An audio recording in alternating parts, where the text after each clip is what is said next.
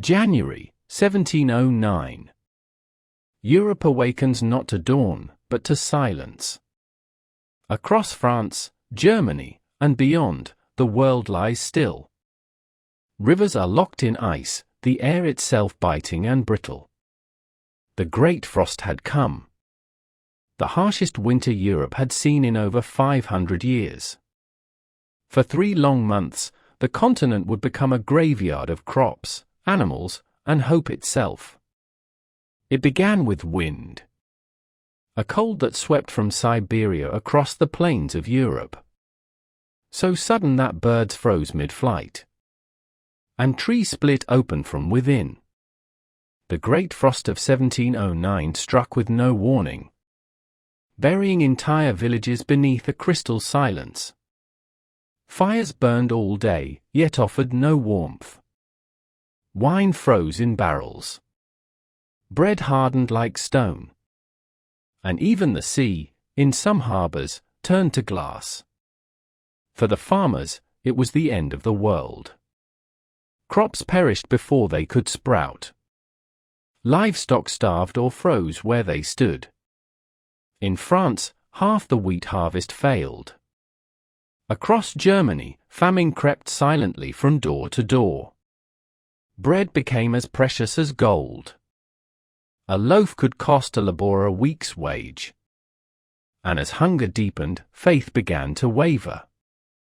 In towns and villages, bells rang for mercy. People filled churches, believing the cold was divine punishment. For greed, for war, for sin. They prayed, fasted, wept. But the frost did not answer. And in that silence, doubt began to bloom. If God's warmth had left the earth, who would bring it back? Even kings could not command the weather. In France, the Sun King himself, Louis XIV, saw his realm shrouded in the coldest winter of his reign. Trade halted. Armies starved. Fields of empire became deserts of ice.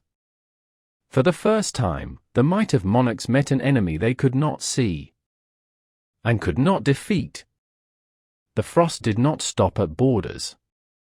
From Scandinavia to Italy, the cold rewrote the geography of survival. Refugees fled their frozen homes.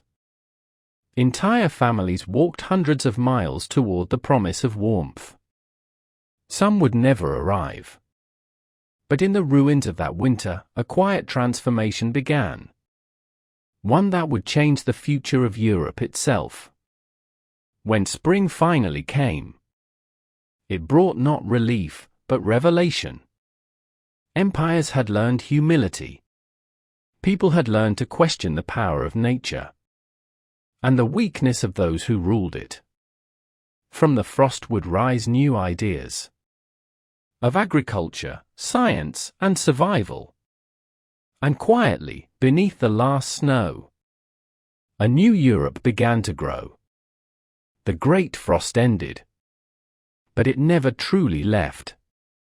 It lived on, in stories, in songs, in the caution written deep within the human heart.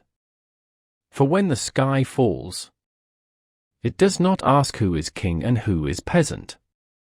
It simply reminds us that we all live beneath the same sun and the same silence. In the next episode, we will talk about the skies that turned black again, but not from winter. This time, it was from fire.